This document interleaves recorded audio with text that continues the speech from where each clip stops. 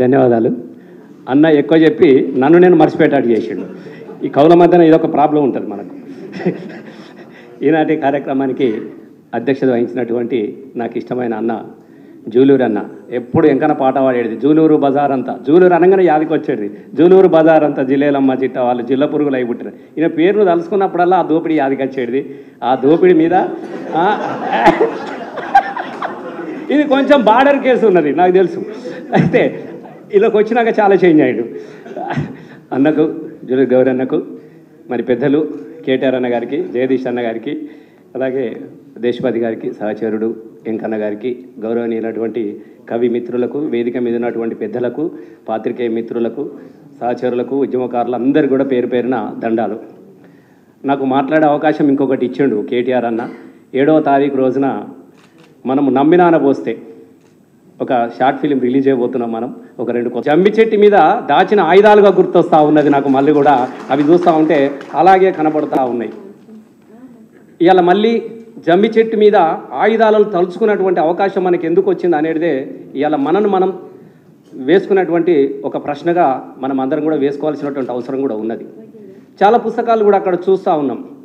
గతం ఉన్నది, వర్తమానం ఉన్నది, కానీ భవిష్యత్తు కోసం ఎదురు చూస్తున్నది అది. ఇలా భవిష్యత్తు కోసం మళ్ళీ మనం అందరం కూడా మన కళలకు బలాన్ని ఇవ్వాలన్నటువంటి సందర్భం మళ్ళీ మనకు ఉన్నది.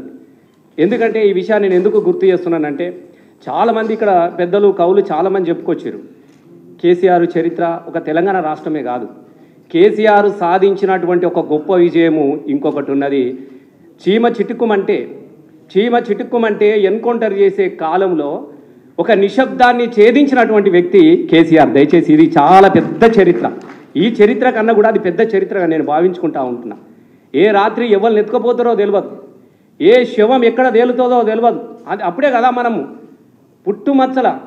పుట్టుమచ్చల ఆనవాళ్ళు చూసి బిడ్డలను గుర్తుపట్టుకున్న దుఃఖాల మీద చాలామంది పాటలు వచ్చినాయి. దయచేసి గట్లాంటి కాలంలో ఒక బక్క పలసనోడు తెలంగాణ రాష్ట్రం గురించి ఆలోచించడం అనేది గొప్ప విజయంగా దయచేసి మనం గుర్తుపెట్టుకోవాల్సిన అవసరం ఉన్నది.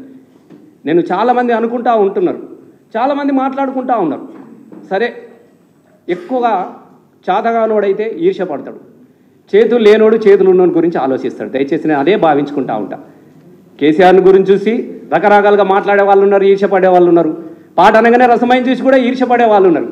ఎవరు ఎక్కువ మంది ఈర్ష్యపడితే నేను అంత సక్సెస్ సాధించిన వ్యక్తిగా నేను ఎప్పుడు కూడా మేము అనుకుంటా ఉంటాం. దయచేసి చాలామంది తెలియని విషయం ఉన్నది. ఇలా మా వెంకన్న ఇక్కడ ఒక సాక్షిగా నిలబడ్డాడు. బహుశా మా జగదీష్ అన్న కూడా ఎర్రజెండలో నుంచి వచ్చినోడు, ఆయన కూడా కొంత అనుభవాలు ఉన్నాయి. ఇక్కడ దర్శన గారు చాలామంది ఉన్నారు ఎర్రజెండలు లోపల ఉన్నోళ్ళు. నేను ఒక్కటే చెప్తాను, నేను ఒక్కటి గుర్తు చేస్తా ఉన్నా. దయచేసి 2001 కన్నా ముందు 2000 తర్వాత జరిగినటువంటి కొన్ని ఇష్యూస్ మనము గుర్తు చేసుకోవాల్సినటువంటి అవసరం ఉన్నది. ఆ చరిత్ర కూడా రాయాల్సినటువంటి అవసరం కూడా సందర్భం తప్పకుండా ఉన్నది. మా గౌరీ అన్నకు 2001కి ముందు నేను ఇవాళ చెప్పుకుంటా ఉన్నా, నేను కీర్తిశకం అని రాసుకుంటా. కానీ 2001 తర్వాత కేసీఆర్ సాధించినటువంటి రాష్ట్రం తర్వాత ఈనాటి పిల్లలు కేసీఆర్ శకం అని రాసుకొని ఇలా శకం అని రాసుకునే విధంగా ఒక చరిత్ర మనకు మిగిలిపోయినది. నేను ఎందుకు ఈ విషయాన్ని మీకు గుర్తు చేస్తున్నా, ఇలా చాలామంది మాట్లాడుతూ ఉన్నారు. కేసీఆర్ టీఆర్ఎస్ పార్టీ పెట్టకముందు ఎన్ని పుస్తకాలు ఉన్నాయి, ఎన్ని పాటలు వచ్చినాయి, టీఆర్ఎస్ పెట్టిన తర్వాత ఎన్ని పాటలు వచ్చినాయి, ఎన్ని చరిత్ర, ఎంత సాహిత్యం వచ్చింది అనేది మనకు కొలమానంగా తీసుకోవచ్చు. నేను అడుగుతా ఉన్నా, దాన్ని రాకముందు 1990లో జనసభ పెట్టినప్పుడు సిద్ధారెడ్డి సార్ వేసినటువంటి నాగేటి సాలన్న, తర్వాత అది కూడా దేశపతి పాడినటువంటి జోహార్లు అనే పాటలు. అప్పటికి నాకు తెలిసిన గద్దరన్న జనసభ కోసము ఒకటి నా తల్లి తెలంగాణరా తిరగబడ్డ వీనరా అని, ఇంకా అప్పటికి అమ్మ తెలంగాణ రాలే, నా తల్లి తెలంగాణరా తిరగబడ్డ వీనరా అని ఒక పాట ఉండేది. ఆ పాటలు ఆ సభ తర్వాత ఈ పాటలన్నీ అయిపోయినాయి, ఎక్కడ వాడే పరిస్థితులే లేదు. పాడినందుకు బెల్లి లలిత పోయింది, ఐలేని ఎన్కౌంటర్ చేసిర్రు. తెలంగాణ ఈ సందర్భంలో జరుగుతున్నటువంటి సందర్భంలో టీఆర్ఎస్ పుట్టిన తరువాత ఇంకొక 6 నెలలకు పార్టీ పెడదాం అనుకున్నప్పుడే ఒక చరిత్రకు శ్రీకారం చుట్టిండి కేసీఆర్. మీరందరూ కూడా మీరు తెలుసు, ఇది తెలంగాణ కోటి రత్నాల మీద తెలంగాణ జయబేరి అని మేము క్యాసెట్ రిలీజ్ చేసినాం. పార్టీ ఇంకా రాలేదు. మేము ఇక్కడ నందినగర్లో కూర్చున్నాం. మేము అంటే చాలామందికి ఏమనుకుంటారంటే, చాలామంది మేమే రాస్తున్నాం చరిత్రలు, పాటలు మేమే రాస్తున్నాం, మాటలు మేమే రాస్తున్నాం చాలామంది అనుకుంటారు. కానీ పెద్ద రచయిత సాహిత్యకారుడు కేసీఆర్. నేను మీకు ఇది నేను గుర్తు చేస్తాను, అంటే నేను ప్రత్యక్షంగా చూసినాను కాబట్టి ఇది ఎట్లా గుర్తు చేస్తున్నా అంటే నాకు తెలియలేదు అప్పటికి. మేము పాటలు రాస్తూ ఉంటే అప్పటికి ఇది తెలంగాణ కోటి రతనాల వీణ, గుండె రగిలి కథ నాకు రాగమాలాపించి పొలికేక పెట్టినది ఇది రుద్రవీణ. పాట మంచిగా పోయింది. చరణం కాడికి వచ్చినాం. తెలంగాణ చరిత్ర చెప్పాలి కదా ఇంట్లో కూడా అనుకున్న తర్వాత సుద్దాల అశోక్ అన్న రాస్తా ఉన్నాడు, నేను అశోక్ అన్న కూర్చున్నాం. రాత్రంతా కూర్చున్నాం. జయశంకర్ సార్ ఉన్నాడు, మన యాదిరెడ్డి సార్ ఉన్నాడు, కళ్ళం యాదిరెడ్డి సార్ ఉన్నాడు, ఇంకొక 5-6 మాసం సార్లు కూర్చున్నాం. 12 అయింది, 1 అయింది. పల్లవిలో ఒక పదం మంచిగా నచ్చింది. పోషమ్మ బోనాల శివసత్తులాట మన సొంతమే కదా బతుకమ్మ పాట. ఇక్కడ దాకా వచ్చింది. ఇక ముంగటికి వెళ్తలేదు. ఎంత నాగలు పడి దాన్ని దునినా కూడా తిప్పుతుంది తప్ప ముందడికి పోతలేదు. ఇంకా గట్టిగా చెప్తే అప్పుడప్పుడు పంట సుడిగా లేవదు, తోక కొరికినా కూడా లేవదు ఎంత వాళ్ళకి. ఇక తెల్లారుతుంది అయితలేదు. ఇక ఇప్పుడు వద్దు, మన బుర్రలు మంచిగా లేవు, పొద్దుగాల ఆలోచిద్దాం, మీరు పోయి పండుకోమన్నారు. మేము పడుకున్నాం. మళ్ళీ సార్ పొద్దున్నే ఏం యాదికి వచ్చిందేమో తప్పన చేద ఆగిండు. 8 గంటలకే వచ్చిండు. 7:30 పోరగాలంటే కిందనే వంటాం. అప్పుడు మేము కిందనే వండుంటే లేవురా అంటే లేచినాం. అప్పుడు అశోక్ అన్న వచ్చిన తర్వాత టక్కన యాదికి వచ్చినాక ఎంత గొప్ప చెప్పిండంటే, ఏమో యాదికి మనం రాత్రి ఎన్నో మర్చిపోయినాం అన్నాడు. పోషమ్మ బోనాలు శివసత్తులాట మన సొంతమే కదా బతుకమ్మ పాట ఇంకేముండాలన్నాడు. అప్పుడు అన్నాడంటే, ఖండాలు దాట మన జానపద గీతం, అందాల తెలంగాణ కావాలి రాష్ట్రం. ఇగో ఇది నా మైండ్ బ్లాక్ అయిపోయింది. అశోక్ అన్న కింద వాడు కొట్టుకున్నాడు దెబ్బకు. నిజం అంటే అశోక్ అన్న అప్పుడు ఎన్ని పాటలు టపటపా నేలమ్మ అంటే ఒక్కొక్కసారి ఎట్లా వస్తుంది అనడానికి మీకు చెప్తా ఉన్నాను. ఎంత సింపుల్గా చెప్పిండు. 2 మాటలలో తెలంగాణ సంస్కృతి వైభవం, తెలంగాణ ఆకాంక్ష అన్నీ 2 మాటలలో చెప్పించిండు. వాస్తవంగా సారే గనక రాస్తే ఇవాళ ఎన్ని చరిత్ర పుస్తకాలు, ఇలా భూమికి బరువైనటువంటి వడ్లు వండినటువంటి తెలంగాణలో భూమికి బరువైన పుస్తకాలు నిలబడు కావచ్చు సార్ కనుక రాయడం మొదలు పెడతా ఉంటే. రాసే అవకాశం రాలేదు, సందర్భం రాలేదు అనుకున్నటువంటి పరిస్థితుల్లో. అంటే నేను ఎంట్రుగా దీన్ని చూసిన తర్వాత అనేక పుస్తకాలు వచ్చినాయి. కొంతమంది ఒప్పుకోరు. ఇప్పుడు కూడా మనం చూస్తున్నాం కదా, ఎవరు ఏమన్నా కూడా కేసీఆర్ది తెలంగాణలో పుట్టుడు చరిత్ర, ఇవాళ ఉన్నది వాడిని పెట్టుడు చరిత్ర, వాడిని ఇప్పుడు ఇవాళ నడుస్తున్నది పెట్టుడు చరిత్ర, మార్కెట్ చరిత్ర నడుస్తూ ఉన్నది. చరిత్ర లేనోడు చరిత్ర గురించి మాట్లాడుతూ ఉంటారు. నేను దయచేసి మా పాత్రికేయ మిత్రులు కూడా నేను చెప్తా ఉన్నా, నేను అసందర్భమైనటువంటి మాటలు వచ్చినప్పుడు దయచేసి మీరు కూడా ఆలోచించాల్సినట్టు అవసరం. మీరంతా వేరు కాదు. మేము తెలంగాణ ధూమ్ధామ్ చేస్తున్నప్పుడు మీరందరూ కూడా, కొంతమంది మీసాలు కూడా రాలేదు, పిల్లగాళ్ళు కొత్తగా ఫ్రెష్గా వచ్చారు ఇట్లా తెలంగాణ ఉద్యమంలోకి. అంటే అప్పుడు అట్లా కాబట్టి ఓపికగా ఉన్నవాళ్ళు ఉన్నారు. వాళ్ళని చూస్తూ ఉంటే నిజంగా ఇప్పుడు బాధ అనిపిస్తుంది. చాలామంది ఉన్నవాళ్ళు ఉన్నారు. మీరంతా కళ్ళం కూడా చూసిన చరిత్ర ఇది. ఈ చరిత్ర నిలబెట్టుకోవాల్సినటువంటి అవసరం కూడా మనకు ఉన్నది. ఎందుకనంటే ఈ చరిత్రలో లేకుండా చేసే కుట్ర జరిగినప్పుడు ఇది లేకపోతే మీరు కూడా లేరు. దయచేసి నాకు ఒక మిత్రుడు చెప్పిండ్రు, అన్న ఆ రోజు ఎట్లున్నమే నిజాం కాలేజీలో జరుగుతూ ఉంటే, ధూమ్ధామ్ జరుగుతూ ఉంటే చెట్ల కింద ఉన్నామన్నా, బజ్జీలు తిన్నామన్నా, మిరపకాయలు తిన్నామన్నా, పోలీసులు కొడితే ఇగో ఇంకో కూడా నా ఇంటికి ఇక్కడ పోయిందని చూపిస్తాడు ఒక పాత్రికేయ మిత్రుడు. ఇక్కడ దెబ్బ తగిలిందని. ఈ ఆనవాళ్ళు లేకుండా పోతాయి అన్న.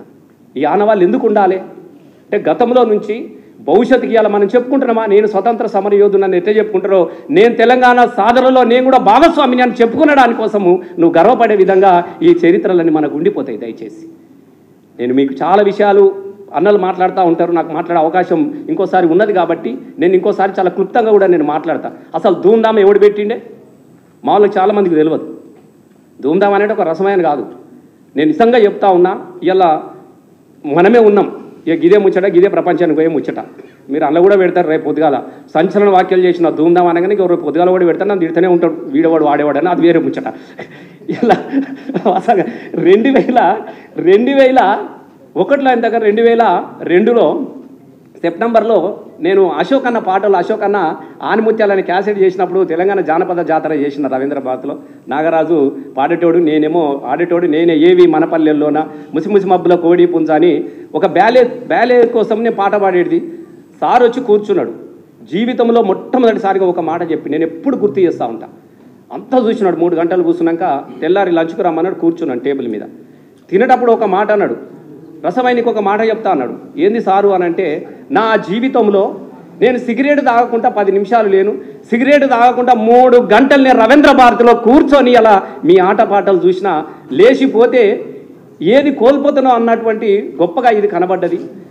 మరి దీన్ని ఇక్కడికే ఎందుకు ఆఫ్ చేయాలి, మనం దీన్ని ఇంకా ప్రజల్లోకి తీసుకుపోవాలి కదంటే ఏం చేయమంటారు సారు, ఇప్పుడైతే బయట పోయి పాడే పరిస్థితులు అంటే మనం ఉన్నాం కదనే, నేను లేనా, పెట్టే దీనికి చలో ధూమ్ధామ్గా నడవాలని చెప్పిండు. ధూమ్ధామ్గా నడవాలనేది ధూమ్ధామ్ అయింది. మీకు అది కూడా గుర్తు చెప్తారు. ధూమ్ధామ్గా నడవాలనేది ధూమ్ధామ్ అయింది. దాని తర్వాత కామారెడ్డి మీరు పరిశాన్ అవుతారు. 4 గంటలకు వచ్చిండు వెంకన్న. ఏందనుకున్నారు, సభ జరుగుతుంటే 4 గంటలకు వచ్చిండు. నేను శంకర 4 గంటలకు వచ్చిండు. అంటే ఈ ధూమ్ధామ్ దక్క అట్లా మొదలైన తర్వాత అనేక మందికి ఒక వేదిక అయిందన్న. ఇలా ప్రజా కళా మండలి కావచ్చు, జననాట్య మండలి కావచ్చు, అరుణోదయ కావచ్చు, అందరు కూడా ఒక వేదిక అయింది. అంటే ఈ వేదిక మీద నిలబడి మాట్లాడే స్వతంత్రాన్ని కల్పించింది కేసీఆర్ అన్న. నేను ఇది కూడా మీకు చెప్తా ఉన్నా. కాబట్టి ఇట్లా అనేకమైనటువంటి చరిత్రకారుడు కేసీఆర్ గారు. కాబట్టి మీరు చాలామందికి ఇంకా తెలియని విషయం ఒకటి ఉన్నది. మొన్న రామన్న కరీంనగర్కి వచ్చినాడు దివాసు రోజున.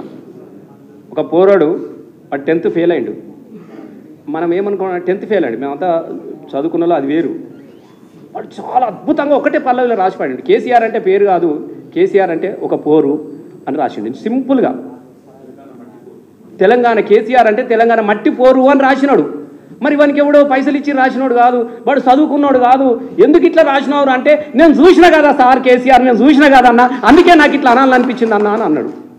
ఎస్, కేసీఆర్ చరిత్రలు మనసులో నిలుపుకున్నారు తెలంగాణ వాళ్ళు. వాడు మామూలుగా రాలే. ఉక్కు గుండెను ఒక్కసారన్న సుమన్ చేయించింది అనుకుంటా పాట అది.